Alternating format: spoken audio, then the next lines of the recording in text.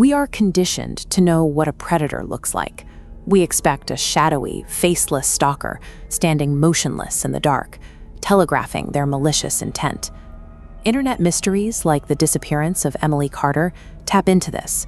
When viewers spotted a figure lurking in the reflection of her bedroom mirror, it confirmed our internal bias that the monster should be easy to identify. The 2018 arrest of Joseph James DeAngelo, the Golden State Killer, provided a more unsettling reality. DeAngelo spent 30 years as a former police officer and truck mechanic in an idyllic California suburb.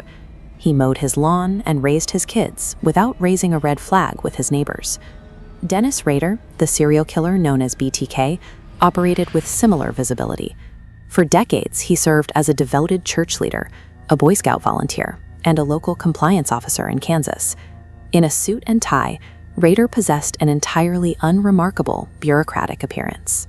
To colleagues and neighbors, he was merely a rigid man, overly concerned with local ordinances. These dangerous predators hide in the light, surviving by perfectly mimicking a mundane life.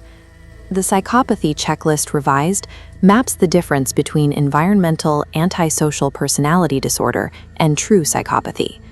Psychopaths lack the biological capacity to feel empathy or remorse. The emotional hardware simply isn't there. This vacuum is filled by severe deceitfulness, extreme manipulation, and slick, superficial charm. In the real world, this clinical profile acts as a weapon used to lure victims into a false sense of security.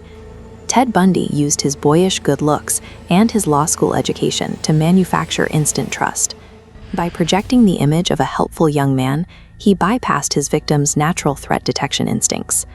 This camouflage is effective across gender lines, as seen in the historical case of Jane Toppin.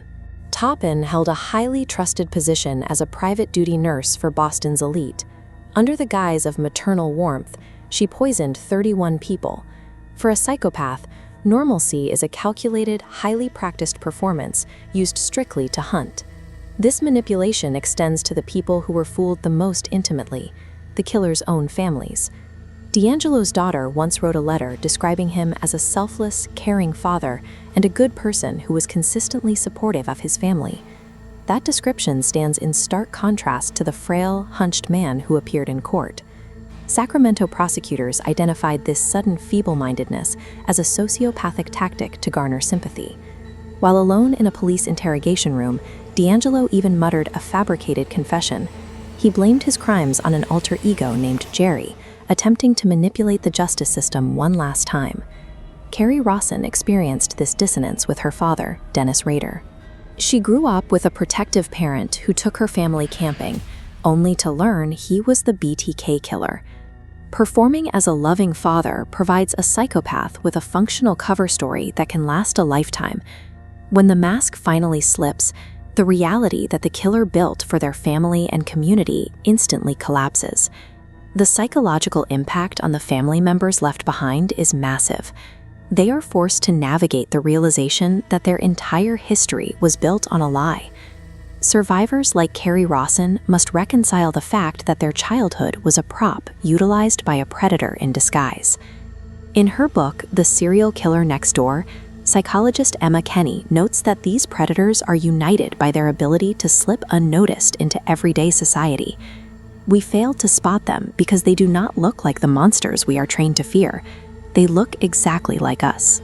The enduring horror of psychopathy is that our families and justice systems can be entirely bypassed by an expert illusion. In many cases, the predator is simply the